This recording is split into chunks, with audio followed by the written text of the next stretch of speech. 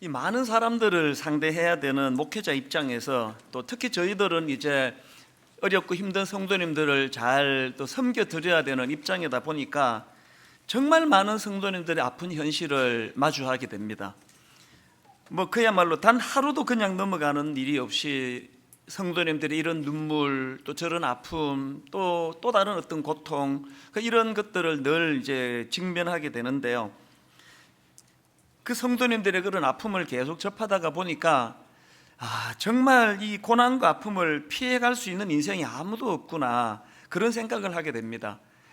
좀 사회적으로 체면도 있고 위치도 있고 그래서 또 자존심이 또 강하고 그래서 일절 내색하지 않던 어떤 분들이 갑자기 만나자 그래서 그냥 마음이 무너지고 그냥 오열을 터뜨리고 또 점잖은 남자분이 눈물이 뚝뚝뚝 떨어지는 이런 것들을 여러 번 목도를 하다가 보니까 이게 경제적으로 넉넉하다고 고난이 피해가고 가난하다고 두 배로 오는 것도 아니고 세상적으로 위치가 있다고 또 고난이 또 그 자리를 피해가고 이런 게 아닌 것 같구나. 모든 인생은 예외 없이 이 고난으로부터 자유할 수 없다는 것, 이거 하나 하고요. 또 그런가 하면은 제가 겪어보니까 이 고난의 종류가 진짜 천차만별이에요. 너무 많습니다. 웬 이 고난의 종류가 이렇게 많은지, 그래서 이거 아니면 저거, 저거 아니면 이거, 그래서 늘 우리는 이 고난에 직면해 있는 그런 인생길이라고 그런 생각을 해보곤 합니다. 오늘 본문에도 보면은 지금 느부갓네살 왕이 극심한 고난에 빠져 있는데 그는 당시 최고 권력자 아닙니까? 왕에다가 정복자에다가 한마디에 사람 하나 죽이고 살리고 하는 그런 인물이었지만 고난은 피해가지 않는 거예요. 그 느부갓네살 왕이 당하는 극심한 고난을 한번 보시겠습니까? 33절 세 번역입니다. 바로 그 순간에 이 말이 느부갓네살 왕에게 이루어져서 그가 사람 사는 세상에서 쫓겨나서 소처럼 풀을 뜯어 먹었으며 몸은 하늘에서 내리는 이슬에 젖었고 머리카락은 독수리의 깃털처럼 자랐으며 손톱은 새의 발톱같이 자랐다. 이 상상하기 어려운 그런 고난 아닙니까? 그치, 가만히 보니까 이 본문에서 느부갓네살 왕이 겪어야 했던 고난은 뚜렷한 이유가 있는 고난이에요. 그리고 얼마든지 피할 수 있는 고난인데 자기 스스로가 자초한 고난이에요. 하나님이 얼마나 피할 길을 많이 알려주셨습니까? 그 고집불통으로 끝까지 하나님의 말씀에 반응을 하지 않다가 당한 고난이니까 누구를 탓하겠습니까? 근데 여러분, 그 인간이 겪는 고난이 전부 느부갓네살처럼 자기가 어떤 뭐를 자초하고 잘못하고 그런 것만이 아닙니다. 욥처럼 아무 이유 없이 이유를 설명해줘도 못 알아듣겠어요. 왜 내게 이런 일이 고난이 찾아오는지 알 수가 없는 이런 종류의 고난도 많습니다.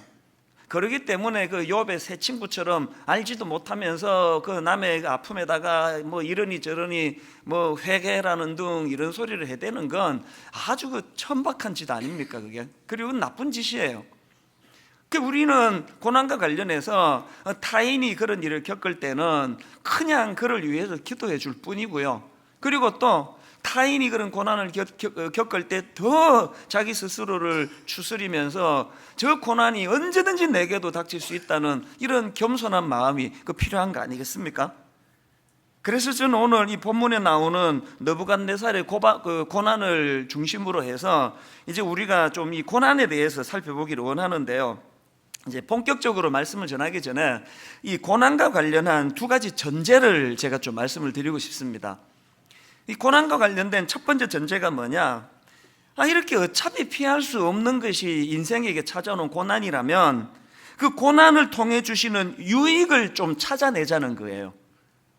피할 수도 없는데 그냥 계속 피하려고 하다가 그 마음만 힘들고 더 쓰라린 그런 상태에 빠지지 말고 이 고난을 통해서 내가 얻을 수 있는 유익이 뭔가?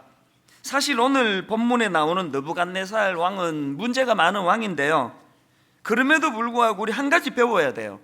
그는 자기가 당한 그 극심한 고난을 허투루 쓰지 않고 그 고난을 통해 진짜 필요한 그 지혜와 또 깨달음을 얻게 됐다는 거예요. 성경에 보니까 그 느부갓네살의 고난 이후에 정신을 되찾았고 그 두 번에 걸쳐 기록되어 있는 걸 내가 봤습니다. 34절입니다. 정해진 기간이 다 되어 난 느부갓네살은 하늘을 우르르 보고서 정신을 되찾았고, 또 36절, 내가 정신을 되찾았을 때에 그 무엇보다 중요한 게 37절의 깨달음이에요. 그러므로 지금 난 느부갓네살은 하늘의 왕을 찬양하며 칭송하며 경배하노니 그의 일이 다 진실하고 그의 행하심이 의로우심으로 교만하게 행하는 자를 그가 능히 낮추심이라. 여러분, 고난당한다고 다 이렇게 깨닫는 거 아니에요. 이게 느부갓네살에게 배워야 되는 겁니다. 하나님이 왜 자기를 이렇게 극심한 고난의 자리로 이끌으셨는지 정확한 그 의도하심을 지금 정신을 차리고 파악한 사람이 느부갓네살이에요. 이거 배워야 됩니다. 이런 점에서 또 신약에 나오는 탕자의 비유에 나오는 탕자, 이 사람도 문제가 많은 사람이지만요, 배워야 될 거 하나 있습니다. 누가복음 15장 16절 17절을 보세요. 고난 속에서 그의 고백이 이렇습니다. 그가 돼지 먹는 쥐엄 열매로 배를 채우고자 하되 주는 자가 없느니라. 이에 스스로 돌이켜 이르되 내 아버지에게는 양식이 풍족한 품꾼이 얼마나 많은가. 여러분, 다 이렇게 그냥 가출하고 제멋대로 산다고 이런 깨달음 얻는 거 아니에요. 우리 아들이, 우리 딸이 이런 깨달음만 얻을 수 있다면 나 가출하라고 부추기고 싶어요. 그 가출한다고 이런 깨달음 얻는 거 아니에요. 이건 둘째 아들에게 우리가 배워야 되는 모습이에요. 저는 이런 상상을 해봅니다. 아마 이런 깨달음을 얻었기 때문에 그 둘째 아들은 자기 아버지 집으로 돌아가서 이후에 막 진짜 행복했을 것 같아요. 그 큰아들은 가출 안 하고 뭐 그렇게 모범생처럼 살았지만 깨달음이 없으니까 맨날 그냥 불평이나 하고 그렇게 사는 거 아닙니까? 이런 점에서는 구약의 야곱 아시죠? 이 야곱이 문제 많은 인물이에요. 요즘으로 말하면 그 신문에 그 이상한 크리스찬의 모습이 이렇게 고발당할 사람이에요. 이 야곱은 명문 가문 아닙니까? 신앙의 명문 가문. 할아버지가 누구예요? 아브라함이에요. 세상의 믿음의 조상 아브라함에게 어릴 때부터 신앙 교육을 받았던 인물이 또 아버지가 이삭 아닙니까? 그런 명문 가문에서 자란 야곱이지만 이 사기꾼 비슷해가지고 지 어떤 유익을 위해서라면 뭐 형이고 아버지고 뭐고 막 그냥 막 속여 먹는 일도 아니에요. 창세기 28장에서도 보니까 지금 그 아버지를 속이고 형을 속이고 그래서 형에게 돌아갈 그 축복을 가로채려고 그렇게 그 못된 짓을 그 짓을 꾸미다가 그게 덧나가지고 이제 그냥 살해 위협을 느끼고 막 격분한 형으로 견딜 수가 없어서 뭐 야반 도주 하듯이 목숨 부지하겠다고 이제 도망간 거 아닙니까? 그것도 참 초라한데요. 이제 해가 어둑어둑 지니까 짐승 울음소리 들리고 몸 피할 데는 없고 돌을 베개하고 누워있으니까 얼마나 서글픕니까? 우리 뭐 자가용 몰고 크레딧 카드 갖고 그렇게 여행을 가도요, 어둑어둑해지면 괜히 그 집 떠나면 마음이 스산하고 그 힘든데 이 야곱이 지금 얼마나 마음이 비참하겠냐고요. 그게 창세기 22장 11절입니다. 한 곳에 이르러는 해가 진지라 거기서 유숙하려고 그곳에 한 돌을 가져다가 베개로 삼고 거기 누워 자더니 이게 무슨 꼴입니까 이게? 그 현실적으로 짐승의 울음소리 들으면 현실적인 두려움에 빠지고 이제 이거 내일은 어디로 가야 되나? 우리 외삼촌이나 받아 주기나 할라? 그런 장래에 대한 불안으로 잠을 이루지 못하는 고난을 누가 만들었습니까? 자기가 자초한 거 아닙니까? 그야말로 우리말에 뭐 자기는 자기가 찔렀지 뭐, 자기 무덤을 지가 판 거지 뭐, 그 얘기 아닙니까? 참 어리석은 야곱이지만 그러나 여러분, 이 야곱에게 배워야 될 거 하나 있습니다. 그 고난을 통해서 그가 얻은 유익이 엄청납니다. 창세기 28장 16절이요. 야곱이 잠이 깨어 이르되 여호와께서 과연 여기 계시거늘 내가 알지 못하였도다. 금을 주고도 깨닫지 못할 유익을 고난을 통해 얻은 인물이 야곱 아닙니까? 그런가 하면은 뭐 요셉 하면은 고난을 활용해서 인생의 그 수직 상승을 경험하게 만든 입지전적인 인물이 또 요셉 아닙니까? 세상에 그 형들에게 배신당해서 팔려나가고 이상한 여자 만나가지고 그것도 누명 써가지고 지금 감옥에 처박혀 있는데 성경은 그런 요셉을 형통한 사람이라는 거예요. 창세기 39장 23절, 간수장은 그의 손에 맡긴 것을 무엇이든지 살펴보지 아니하였으니 이는 여호와께서 요셉과 함께 하심이라. 여호와께서 그를 범사에 형통하게 하셨더라. 무슨 이런 놈의 형통이라 했습니까? 그 끔찍한 누명 당해가지고 지금 감옥에 가 있는데 형통이라는 거예요.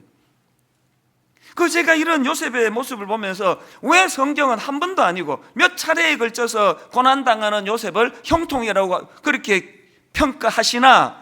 네, 답을 찾았죠. 시편 119편 71편에 답이 있더라고요. 고난당한 것이 내게 유익이라 이로 말미암아 내가 주의 율례들을 배우게 되었나이다. 다시 말씀드립니다. 인생은 두 종류입니다. 고난이 있는 인생, 고난이 없는 인생, 이렇게 나누지 않습니다. 모든 인생은 고난으로부터 피할 길이 없습니다. 공통점이에요. 그럼 어떻게 나눕니까? 고난을 통해 여호와의 율례를 배우는 인생, 고난을 통해 하나님의 뜻을 발견하는 인생, 고난을 통해 이 고난으로 하여금 내 인생이 요셉처럼 더 비상할 수 있도록 고난을 활용하는 인생. 두 번째 인생은 죽으라고 고난만 당하고 고생만 당하고 아무것도 못 얻는 인생. 대부분이 후자 아닙니까? 대부분이. 저는 시편 119편 71편에 고난 당한 것이 내게 유익이라 이로 말미암아 내가 주의 율례들을 배우게 되었나이다. 이 말씀하면 같이 떠오르는 구절이 있습니다. 시편 49편 20절, 종귀 하나 깨닫지 못하는 사람은 멸망하는 짐승 같도다. 한번 자기를 깊이 돌아보셔야 돼요. 난 어느 쪽인가?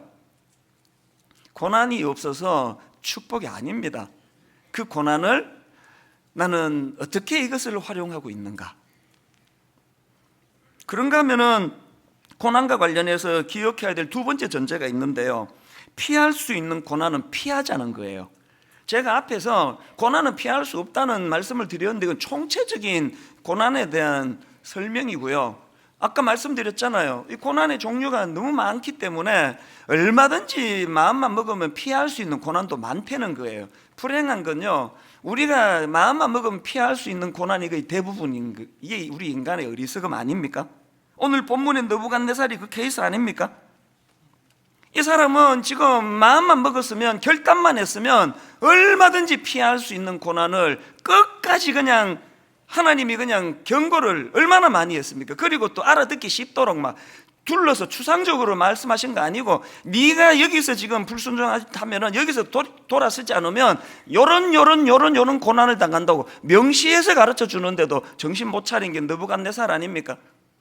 내가 이 본문의 느부갓네살 이렇게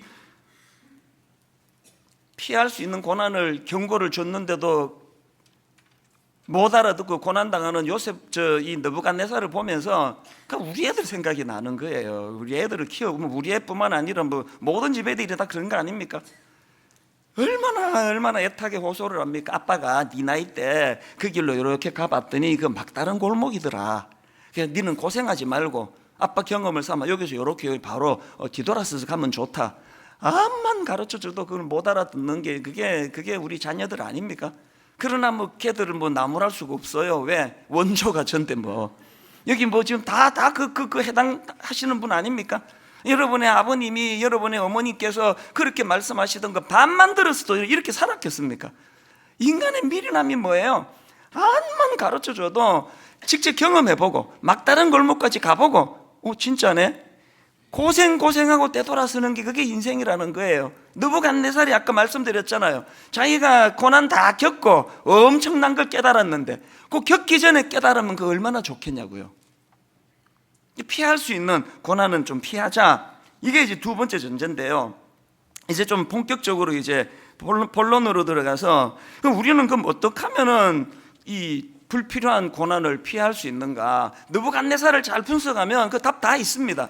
느부갓네살은 어떻게 하면 그 고난을 피할 수 있었느냐? 두 가지가 있던데요. 제가 뒤져보니까 우리에게 그걸 대입해서 자, 어떻게 하면은 우리도 느부갓네살처럼 그렇게 불필요한 고난에 빠지는 일이 없도록 어떻게 하면은 우리도 불필요한 고난에 빠지지 않을 수 있으려나? 첫째요, 고난 당하기 전에 스스로 교만을 꺾으시면 돼요. 37절, 그러므로 지금 나 느부갓네살은 하늘의 왕을 찬양하며 칭송하며 경배하노니 그의 일이 다 진실하고 그의 행하심이 의로우시며 교만하게 행하는 자를 그가 능히 낮추심이라. 여기에 느부갓네살의 치명적인 미련함이 있고 느부갓네살의 지혜가 있는 이중적인 그 상황 아닙니까? 이렇게 놀라운 깨달음을 고난 당하기 전에 좀 깨닫지 그만. 그러면 그 피할 수 있는 고난 아닙니까? 그렇게 그냥 하나님의 경고를 다 듣고도 29절 30절 12달이 지난 후에 내가 바벨론 왕궁 지붕에서 끈일세 나 왕이 말하여 이르되 이 큰 바벨론은 내가 능력과 권세로 건설하여 나의 도성으로 삼고 이것으로 내 위엄의 영광을 나타낸 것이 아니냐 하였더니 어쩔 수가 없는 거예요. 이 한 가지 살펴볼 게 있는데요. 지난주 말씀드렸지 않습니까? 그 느부갓네살 왕하고 다윗 왕의 그 변질에 그 공통점이 하나 있다 그랬죠. 29절에 느부갓네살 케이스입니다. 12달이 지난 후에 내가 바벨론 왕궁 지붕에서 끈일세. 그 다음에 사무엘하 11장 2절은 다윗 왕의 케이스입니다. 저녁 때에 다윗이 그의 침상에서 일어나 왕궁 옥상에서 거닐다가, 둘 다 그 옥상을 거닐다가 이제 어려움을 겪었거든요. 그런가 하면은 지난주 살펴본 마태복음 4장 5절 마귀가 예수님을 시험할 때 이에 마귀가 예수를 거룩한 성으로 데려다가 성전 꼭대기에 세우고, 이게 다 공통점이 있는 것 같은데요. 마귀가 그 예수님을 경배하려고 그 높은 성전 꼭대기로 모시고 갔습니까? 떨어뜨리러 갔잖아요. 그걸 예수님이 정확하게 하시니까 넘어가지 않는 거 아닙니까? 지금 느부갓네살 왕이 또 다윗 왕이 옥상 왕궁 지붕을 거닐다가 그렇게 비참한 자리에 빠지게 된 거 왜 그런지 아세요? 그래서 저는요, 우리 교회 옥상 절대 안 올라가요. 안 올라갑니다. 일이 있어서 갔다 오다 빨리 내려와요. 그 높은 옥상에서 막 분당 다 내려다 보이는데 막 그냥 막, 야, 이 분당 우리 교회가 막 분당 제일 큰 교회네, 대단하다. 그 없던 교만도 찾아오는 게 옥상이에요. 지금 여기 뭐 그냥 뭐 주변 사람들이 여러분 자꾸 그렇게 막 비행기 태워가지고 옥상으로 올라가가지고 뭐 우쭐하신 분 오늘 진짜 잘 오셨습니다. 그거 진짜 위험한 상황이에요. 지금 여러분 그 진짜 위험한 거. 제가 제 자신에게 독백하는 말이 있는데, 추락하는 건 날개도 없다. 이찬수 정신 차려. 이게 저한테 하는 얘기예요. 추락하는 거 날개도 없습니다. 생각해 보세요. 마귀가 예수님을 그렇게 높은 성전 꼭대기로 간 거 경배하기 위한 게 아니라 떨어뜨리기 위한 거라고 한다면 오늘 우리를 향한 공격의 패턴도 다 비슷한 거 아닙니까? 지금 뭐 그냥 거품이 무성해가지고 저는 저를 카푸치노 커피라고 그렇게 별명을 오래전에 붙였는데, 이 거품만 무성한데 그냥 그렇게 그냥 아무것도 없는 제가 공중에 붕 떠 과장된 평가를 받는 게 얼마나 두려운 일인지 아세요? 제가 무너져 보세요. 제가 뭐 사고 한번 쳐보세요. 3대가 대한민국에서 못 살아요. 제가 사고 치면 우리 아들이 고개 들고 다니겠습니까? 이게 너무너무 위험하고 두려운 상황이에요. 자꾸 주변에서 여러분 막 띄워준다고 그냥 우쭐해가지고 막 교만이 그냥 머리 끝까지 올라가 있는 분들은요, 오늘 잘 오셨어요. 바로 회개하고 정신 안 차리면 내일부터 고난이 시작되는 거예요. 내일부터. 느부갓네살처럼 막 여러분 스스로가 내려오지 않으면 하나님이 끌어내리면요, 그 비참한 거 아닙니까? 빌립보서 2장 3절에 보니까 아무 일에든지 다툼이나 허영을 하지 말고 오직 겸손한 마음으로 각각 자기보다 남을 낮게 여기고. 옥상에 올라가 있는데 뭐 그 옥상 위에 누구를 나보다 낮게 여깁니까? 내가 최고인데.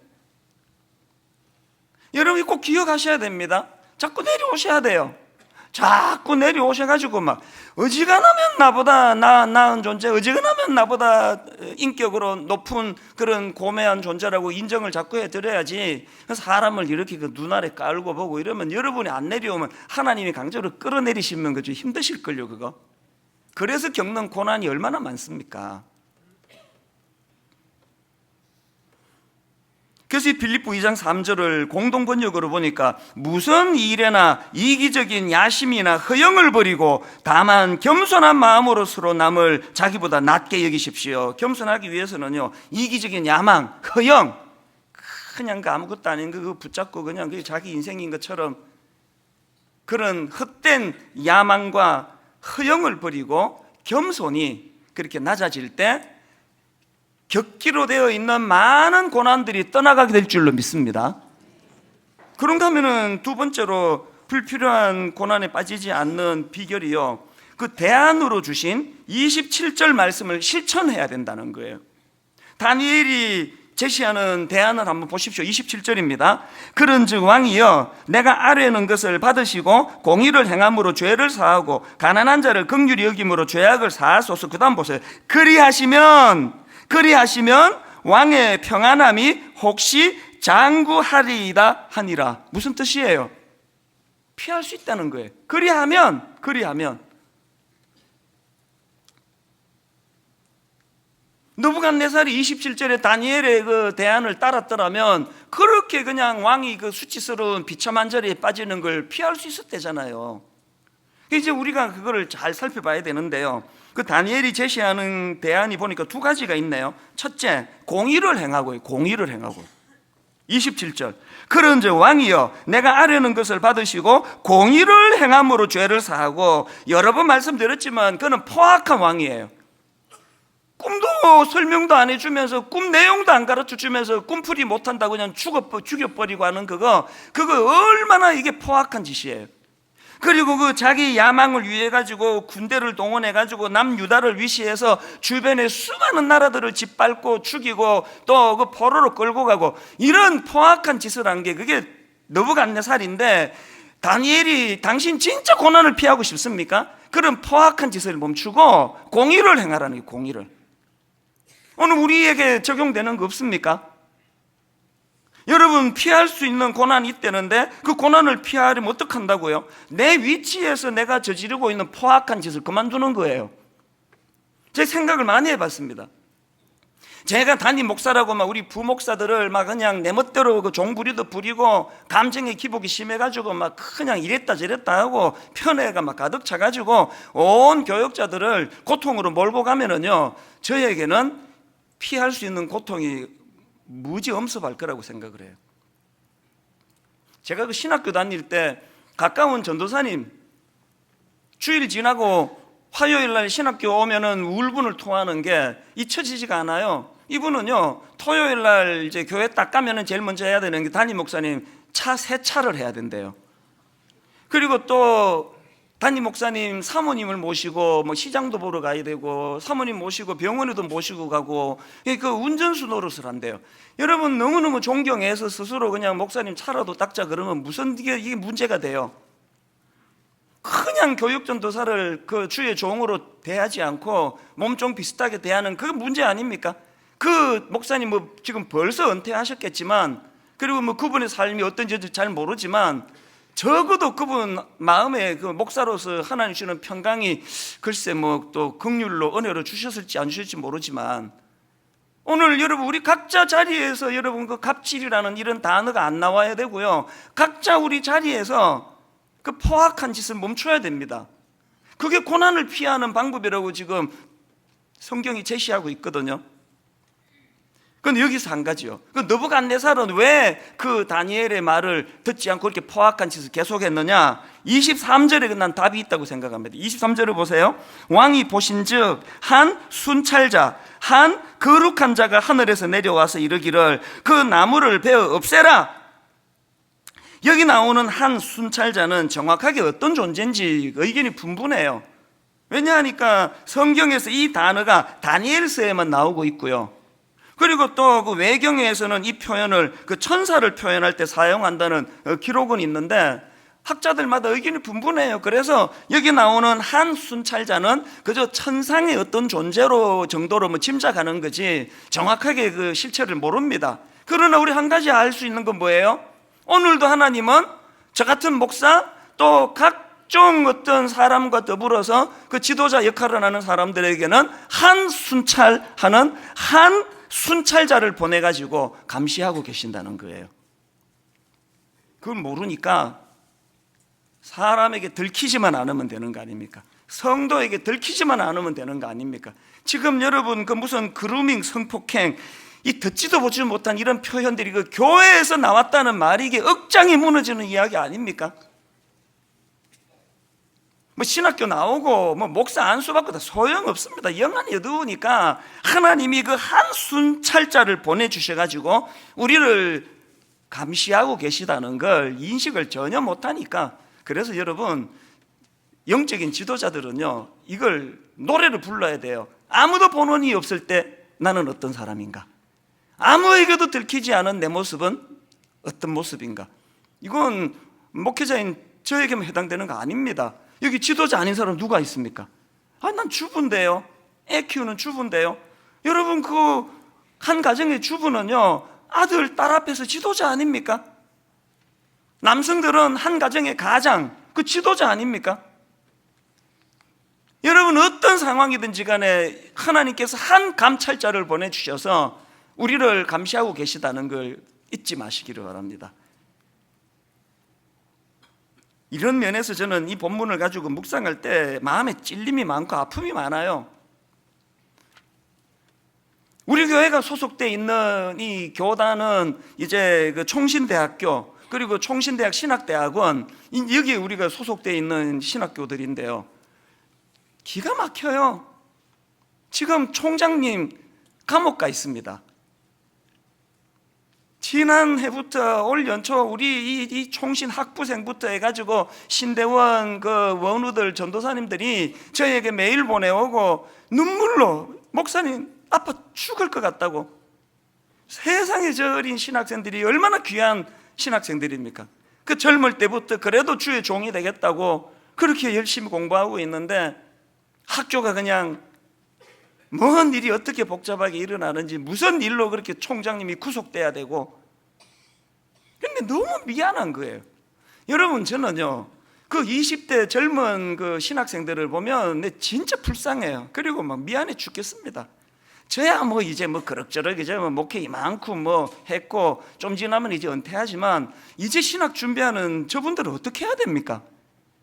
세상에 교회 이미지가 이렇게 그냥, 우리 같은 기성세대 목사들이 그 싸지를 놓은 똥 치우느라고 아마 죽을 고생하는 게 우리 후배들일 거예요. 너무너무 미안한 거예요. 그 젊은 신학도들의 눈물이, 제가 2월 달에 가서 학생들이 초청을 해서 예배를 드리는데 좀 말이 안 나오더라고요. 미안해가지고. 제가 갑자기 하나님이 저에게 그런 그 영감이라 그럴까 사명을 주셨는데요, 오는 수요 예배, 마침 또 수능 하루 전날 아닙니까? 그래서 오는 수요 예배는요 우리 총신 학생들과 또 우리 수능 아이들 위해 기도하는 그런 특별한 헌신 예배로 좀 드리고 싶어요. 그래서 이 수요일 날 우리 신학생들을 위해 축복하고 우리 교회에 출석하는 신학생들 다 좀 모아달라 그랬습니다. 그냥 막 열받으면 막 용돈도 좀 줄라 그래요. 지금 너무 많지 않으면. 그날 우리 한번 좀 헌금해가지고 이분들한테 장학금도 좀 주고 격려도 좀 하고, 그게 우리 어른들의 미안함을 좀 푸는 길이라고 생각합니다. 오늘 수요일 날 많은 성도님들이 나와서 우리 신학도들을 격려하는 헌신 예배가 드려지기를 바랍니다. 아이고 아까 그 고난을 피하기를 바랍니다 그랬더니 막 아멘 그러더니 뭔 이런 소리가 이렇게 조금밖에 안 나옵니까? 오늘 수요일 날 막 제 지금 말씀 준비하고 있는데 막 근래에 전무후무한 놀라운 말씀이 선포될 줄로 믿습니다. 그래서 우리 젊은이들을 좀 격려하고 또 수능시험 보는 아이들 좀 용기를 좀 북돋아주고 이런, 제가 이번 수요 말씀을 준비하는데 막 얼마나 마음이 설레이는지 모릅니다. 그런가 하면은 두 번째로 여러분 대안 하나 더 있는데요, 가난한 자를 긍휼히 여기라는 거예요. 27절, 그런즉 왕이여 내가 아뢰는 것을 받으시고 공의를 행함으로 죄를 사하고, 그 다음 보세요, 가난한 자를 긍휼히 여김으로 죄악을 사하소서. 그리하시면 왕의 평안함이 혹시 장구하리이다 하니라. 여기서 가난한 건 물질적으로 1차적으로는 물질적으로 가난한 것들을 설명하겠지만, 그러나 여러분 포괄적으로 뭔 말씀하는지 이해가 되는 거 아닙니까? 억울한 일을 당해도 가난하고 힘이 없어서 그 억울함을 호소할 곳이 없는 이웃들의 편이 되는 거, 가난하고 힘든 이런 것들 때문에 상한 마음, 약자, 장애인, 돌봄이 필요한 이웃들, 이런 연약한 이웃들을 주님의 마음으로 긍휼히 여기는 그 마음을 회복할 때 피할 수 있는 고난을 주신다는 거예요. 고난을 피하게 해주신다는 거예요. 지금 우리 교회 에듀투게더, 컬처투게더 그 고급 인력들이 지금 돈 한 푼 안 받고 얼마나 많이 가서 아이들 과외 공부시켜주고, 또 그 가난한 지역 아이들 자기 돈들이 악기 사가면서 컬처투게더 악기 가르쳐주고, 여러분 이런 분들이 가지고 있는 그 정신이 오늘 느부갓네살이 안 갖고 있는 그런 정신 아닙니까? 제가 오늘 이 설교를 준비하면서 갑자기 생각이 나가지고 담당 그 목사님한테 메일을 보냈습니다. 지금 우리 교회 사고 있는 이웃사랑부의 긴급 구호뱅크 현황이 어떻게 되느냐. 깜짝 놀랐습니다. 여러분이 해주신 헌금이요, 지난 4년간 해주신 헌금이 19억 원이 모였대요. 이 긴급 구호뱅크 하나만 놓고. 그리고 또 글자 그대로 긴급한 일로 절망하는 분들 무려 1089명이 그 혜택을 받았대요. 내 머리 숙여 존경을 표합니다. 아침에 제가 마음에 그런 결단이 생기더라고요. 하나님, 이 19억 원의 헌금이 190억 원이 될 때까지 이 일이 계속되기를 원합니다. 하나님, 어려운 일을 당해 낙심하고 절망하는 그들에게 이런 조그만 혜택을 드리는 일을 1089명이 혜택을 받은 걸로부터 해서 1890명이 혜택을 받는 그날까지 이 일이 계속되기를 원합니다. 지금 이삭 죽기 헌금, 노인 성김부, 청소년 성김부, 반찬 전달부, 도배 봉사부, 또 복지재단에 우리 수많은 젊은 복지사들, 직원들, 한 번은요 교회 엘리베이터에서 어떤 여성 성도를 만났는데요, 어디 가시느냐고 물었더니 반찬 만들러 간대요. 근데 처음에는 좀 헷갈렸어요. 잘못 들었나? 무슨 성도님이 교회에 그 반찬 만들러 오느냐고. 그래서 알고 봤더니요, 매주마다 정말 오른손이 아는 그 왼손이 모르게, 왼손이 아는 그 오른손이 모르게 반찬 만들어 가지고 독거 노인, 반찬을 만들어 먹을 수 없는 경제적으로 어려운 집 몰래 그거 지금 그 일을 수년 동안, 10수년 동안 하고 있다는 거예요. 잠언 19장 17절에 가난한 자를 불쌍히 여기는 것은 여호와께 구워드리는 것이니 그의 선행을 그에게 갚아주시리라.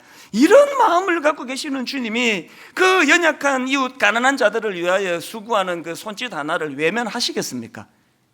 여러분, 그냥 가난한 이웃에게 그 돈 한 푼 그 아까워서 부들부들 떨면서 헌금도 안 하고 그러다가 고난이 와가지고 막 한꺼번에 다 잃어버리는 일이 이 비일비재한 거 아십니까? 오늘 난 결론을 이렇게 맺기를 원합니다. 빌립보서 2장 3절 4절 아무 일에든지 다툼이나 허용을 하지 말고 오직 겸손한 마음으로 각각 자기보다 남을 낮게 여기고, 이게 다니엘에 대한 1번. 그 다음 4절은 2번. 각각 자기 일을 돌볼 뿐더러 또한 각각 다른 사람들의 일을 돌보아 나의 기쁨을 충만하게 하라. 오늘 성찬식이에요. 우리 안에는 이런 선한 마음이 안 나옵니다. 우리 안에는 이런 선한 생각이 나오질 않습니다. 그렇기 때문에 빌립보 2장 6절부터 8절 그는 근본 하나님의 본체시나 하나님과 동등됨을 취할 것으로 여기지 아니하시고 오히려 자기를 비워 종의 형체를 가지사 사람들과 같이 되셨고 사람의 모양으로 나타나사 자기를 낮추시고 죽기까지 복종하셨으니 곧 십자가에 죽으심이라. 끝없이 당신을 낮추어 우리를 구원해 주신 예수 그리스도의 십자가의 그 사랑의 정신과 그 능력만이 우리로 하여금 이런 일을 행할 수 있는 동력을 제공하는 줄로 믿습니다. 오늘 성찬식 때 십자가 앞으로 나아가셔서 이 은혜를 구하시기 바랍니다. 하나님, 저는 갑질을 좋아하고 거만 떠는 거 좋아하고 옥상을 좋아하고 눈아래로 사람을 깔아보는 걸 좋아하는 인생인데 오늘 말씀 앞에 회개하고 자복함으로 피할 수 있는 고난을 피하게 하여 주시옵소서. 성찬식 때 눈물로 하나님께 이 은혜를 구하는 저와 여러분 되시기를 바랍니다. 기도하시겠습니다. 하나님 아버지, 오늘 본문을 읽고 묵상하면서 두려움을 느낍니다. 자꾸 옥상으로 올라가려고 하는 우리의 본능을 억제하기가 어려운데 하나님 강제로 끌어내리기 전에 스스로 낮아져 나보다 주변 사람을 더 존귀한 존재로 높여줄 수 있는, 나보다 남을 낮게 여기는 아버지 고난을 피하는 대안을 실천할 수 있도록 도와주시옵소서. 교만을 버리고 조금이라도 가진 거 있다면 경제적으로 어려운 가난한 이웃을 위해 나누어 쓰라는 주님의 명령으로 받고, 고난 당해서 다 뺏기기 전에 하나님 선한 일에 이것을 같이 사용하고 나누는 저희들 되게 하시고, 아버지 이 시대 젊은 신학도들, 젊은 목회자들, 그들에게 아버지 긍휼을 베풀어 주셔서 하나님 이 시대에 한번 쓰임받는 종들이 되도록 저희들이 기도하는 은혜도 허락하여 주시옵소서. 인도해 주심을 감사드리옵고 예수님 이름으로 기도드립니다. 아멘. 이제 우리 사도신경 신앙 고백하심으로 성찬식을 거행하도록 하겠습니다. 전능하사 천지를 만드신 하나님 아버지를 내가 믿사오며 그 외아들 우리 주 예수 그리스도를 믿사오니 이는 성령으로 잉태하사 동정녀 마리아에게 나시고 본디오 빌라도에게 고난을 받으사 십자가에 못 박혀 죽으시고 장사한 지 사흘 만에 죽은 자 가운데서 다시 살아나시며 하늘에 오르사 전능하신 하나님 우편에 앉아 계시다가 저리로서 산자와 죽은 자를 심판하러 오시리라. 성령을 믿사오며 거룩한 공회와 성도가 서로 교통하는 것과 죄를 사하여 주시는 것과 몸이 다시 사는 것과 영원히 사는 것을 믿사옵나이다. 아멘. 여러분, 이 성찬식은 예수님의 죽으심과 부활을 기념하고 기억하라고 주님이 명하신 예식입니다. 오늘 이 성찬 예식을 통하여 십자가의 정신을 회복하기 원하는데요, 먼저 이 성찬 예식은 세례 입교받은 분들만 참여할 수 있습니다. 그러나 나머지 모든 분들도 기도하심으로 똑같은 은혜의 자리로 나갈 수 있다고 믿습니다. 이제 주님의 십자가를 기념하는 분병하는 시간인데요, 찢겨진 살을 상징하는 작은 그 조각을 손에 들고서 이제 특별한 찬양 하나를 준비했습니다. 우리 서정민 집사님, 그 판소리 명창부 대통령상을 수상한 분이에요. 또 해금의 김희진 자매는 한예종에서 해금 전공하는 전문가입니다. 우리 오늘 이 판소리 찬양을 들으면서 한번 깊이 십자가의 전달자 가사를 묵상하기를 원합니다. 이제 분병하도록 하겠습니다.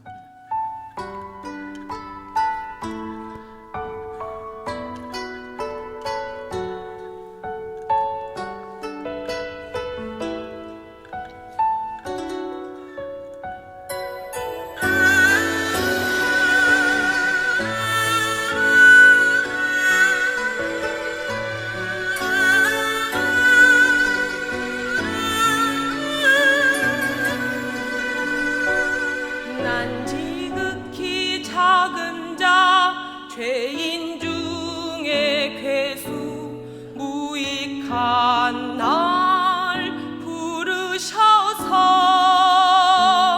간절한 기대와 소망 부끄럽지 않게 십자가 전케 하셨네.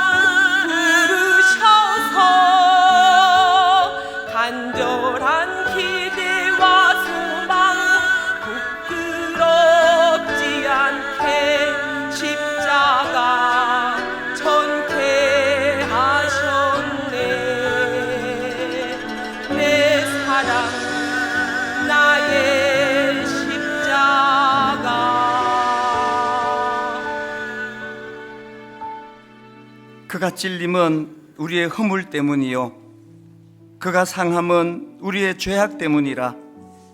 그가 징계를 받음으로 우리는 평화를 누리고 그가 채찍에 맞음으로 우리는 나음을 받았도다. 하나님, 오늘 성령님의 인도하심으로 십자가 앞으로 나아가기를 원합니다. 그저 틈만 나면 높아지려고 틈만 나면 눈을 깔고 상대방을 내려다보기를 좋아하는 우리의 교만을 꺾어주시고, 하나님 아버지, 겸손히 십자가의 자리로 가셨던 그 주님을 본받고 그 십자가의 능력을 덧입어서 우리도 아버지 고난 당하기 전에 겸손의 자리로 나아가도록 인도하여 주시옵소서. 오늘의 이 성찬 예식이 참으로 놀라운 능력의 시간 되게 하여 주시기 원하옵고 예수님 이름으로 기도드립니다. 아멘. 주님의 살이 십자가에 찢기신 것처럼 이제 반으로 나누어서 드시겠습니다.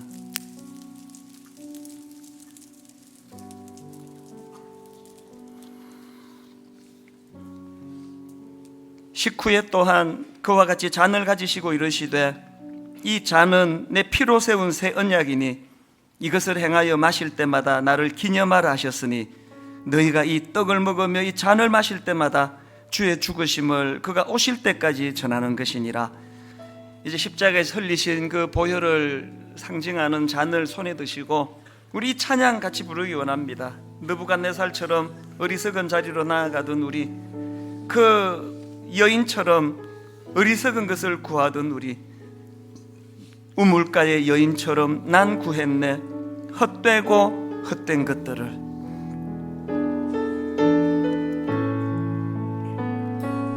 우물가의 여인처럼 난 구했네 헛되고 헛된 것들을. 그때 주님 하신 말씀, 그때 주님 하신 말씀, 내 세매와 생수를 마셔라. 갈망하며 찬양합니다. 오 주님 채우소서. 나의 잔을 높이 듭니다. 하늘 양식 내게 채워주소서. 넘치도록 채워주소서. 많고 많은 사람들이 찾았었네. 뭘 찾았습니까? 헛되고 헛된 것들을 주 안에 감추인 보배, 세상 것과 난 비길 수 없네. 갈망하며 찬양합니다. 오 주님 채우소서. 나의 잔을 높이 듭니다. 하늘 양식 내게 채워주소서. 넘치도록 채워주소서. 내 친구여 거기서 돌아오라. 어디로 돌아가야 합니까? 내 주의 넓은 품으로. 우리 주님 너를 반겨.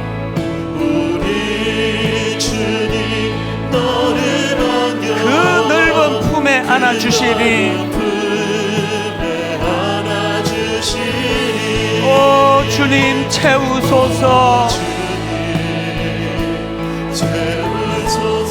나의 잔을 높이 듭니다.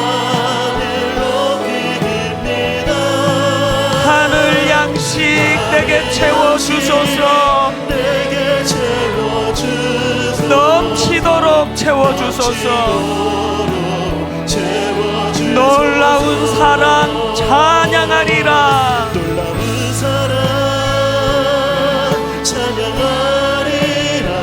우리를 위해 생명 주셨네. 놀라운 사랑 찬양하리라. 십자가의 그 능력, 십자가의 그 능력,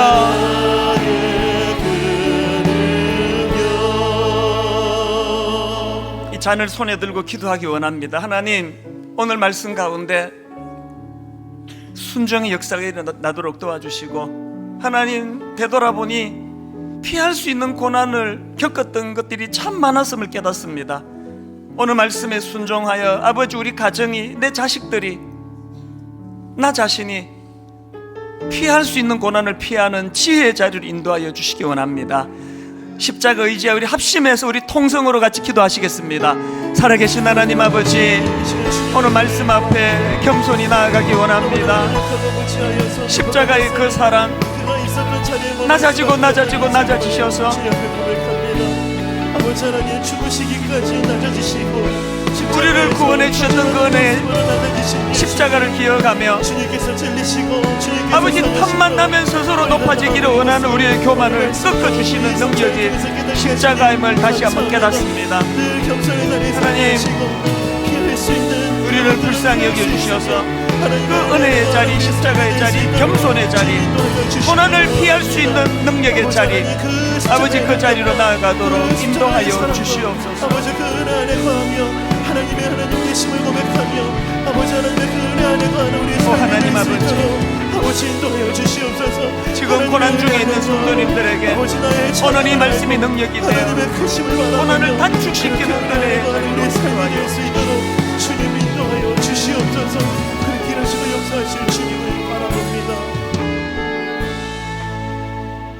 아버지, 우리가 드린 이 모든 기도를 응답하셔서 내버려두면 높은 자리, 높아지는 자리, 옥상으로 올라가는 저희들을 내버려두지 마시고 강권적으로 역사하셔서 겸손히 내려가 우리 주변 사람들을, 나보다 남을 낮게 여기는 그런 아름다운 겸손을 허락하여 주시옵소서. 감사드리옵고 예수님 이름으로 기도드립니다. 아멘. 우리 같이 잔을 마시도록 하겠습니다.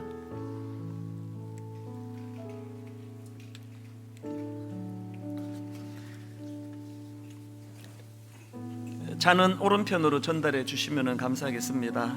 이제 우리 찬송가 151장, 만왕의 왕 내 주께서 왜 고초당했나, 이 벌레 같은 날 위해 그 보혈 흘렸네. 만왕의 왕 내 주께서 왜 고초당했나, 이 벌레 같은 날 위해 그 보혈 흘렸네. 십자가, 십자가, 내가 처음 볼 때에 나의 마음의 큰 고통 사라져. 오늘 믿고서 내 눈 밝았네. 참 내 기쁨 영원하도다. 우리 다 자리에서 일어나셔서 주 십자가 못 박힘은 속죄함 아닌가. 그 긍휼함과 큰 은혜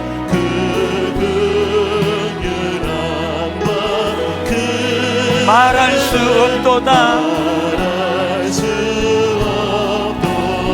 십자가, 십자가, 십자가, 내가 처음 볼 때 나의 마음의 큰 고통 사라져. 오늘 믿고서 내 눈 밝았네. 참 내 기쁨 영원하도다. 오늘 두 가지 기도하고 우리 마치기를 원하는데요. 오늘 목요일날 수능 시험이 있습니다. 세상에 저 어린 애들, 경험도 하나도 없는 애들을 저 극심한 경쟁의 장으로 몰고 간 게 누굽니까? 너무너무 많은 애들이 지금 불면증에, 소화불량에, 우울증에, 감당할 수 없는 경쟁에 내몰리고 있는데, 하나님, 수능시험 보는 저 아이들 불쌍히 여겨주시고 아버지 하나님 주실 수 있는 마음의 평안을 허락해 주시기 원합니다. 그런가 하면 같이 기도할 때 아버지 이 땅의 신학도들을 위해 아버지 젊은 목회자들을 위해 기도합니다. 저들이 겪어내야 될 그 고난의 가시밭길 십자가, 우리 어른들이, 우리 저 같은 기성교회 목사들이 저질러 놓은 그 죄악들 때문에 아버지 한국교회가 지금 이런 수치스러운 자리에 빠졌는데 저들을 불쌍히 여겨주시고 오는 수요일날 하나님 앞에 드려지는 헌신 예배, 우리 신학도들이, 우리 목회자들이 힘을 얻는 예배 되게 해주시기 원합니다. 우리 한 목소리로 통성으로 같이 기도하시겠습니다. 살아계신 하나님 아버지, 성령님 은혜를 시험 구합니다. 은혜의 자리로 나아가기를 원합니다. 수능시험을 앞두고 너무나 많은 우리 어린 아이들이 고통을 받고 있습니다. 불면증으로, 신경쇠약으로, 음식을 입에 잘 먹지를 못하고 자기 자신을 너무나 버러지같이 초라한 인생으로 전락시키고 말로 다 할 수 없는 어려움에 빠진 우리 어린 자녀들을 불쌍히 여겨주셔서 이번 목요일날 하나님의 함께 하심을 맛보게 하여 주시옵소서. 아버지, 우리 신학도들을 긍휼히 여겨주시고 하나님 아버지 젊은 목회자들에게 새 힘을 공급하여 주시옵소서. 하나님 아버지, 우리 어린 자녀들을 위하여 회개하며 기도합니다. 우리 어른들의 잘못된 탐심으로 말미암아 아버지 전 세계에서 저 어린애들을 가장 못살게 구는 나라 중에 하나로 너무너무 어린애들이 이 경쟁의 구도에 뛰어들어서 잠을 이루지 못하고 우울하고 자기 스스로를 너무나 초라하게 여기며 아버지 겪지 않아도 되는 그 아픔을 겪게 만든 저희들의 기성세대의 죄악을 용서하여 주시옵소서. 하나님, 한국교회를 이 지경으로 만든 저희들의 죄를 주님 고백하며 은혜를 구합니다. 아버지, 우리들의 기성세대 목회자들의 잘못으로 이제 신학도들 젊은 20대 30대 저들이 걸어가야 될 그 가시밭길을 생각하면 얼마나 마음이 아프고 부끄럽고 미안한지 하나님 아버지 저들에게 피할 길을 주시고 혼미한 이 시대에 아버지 빛을 드러내는 우뚝 선 종으로 설 수 있도록 긍휼을 베풀어 주셔서 오늘 수요일날 그 헌신 예배가 진짜로 하나님 앞에 드려지는 헌신 예배 되게 하여 주시옵소서.